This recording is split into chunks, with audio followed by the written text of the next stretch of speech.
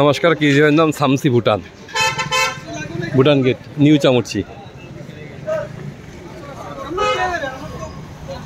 কোভিডের সময় পুরো বন্ধ ছিল, এখন আবার নবরূপে নবসাজে।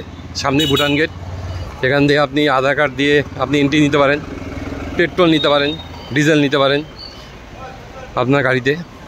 তো মাঝখানে তো খুব খারাপ অবস্থা ছিল, এখন আবার একটু বেশ ভালো। আমাদের ধুপগুড়িরও এক দুজনের দোকান দেখলাম, এখানে দেখা হলো তাদের সাথে। ভুটানিজরা এখানে আসছে আজকে হাটবার, ফুচকা খাচ্ছে, ঠিক আছে।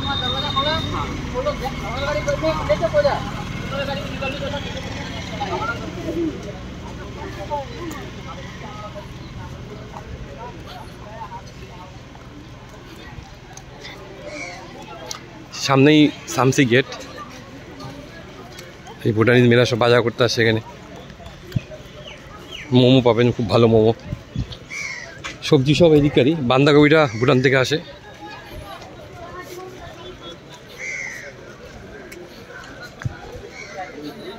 সামনেই বিএসএফ ক্যাম্প, তারপরেই সামসি ভুটান। খুব সুন্দর জায়গা, আসতে পারেন একবার।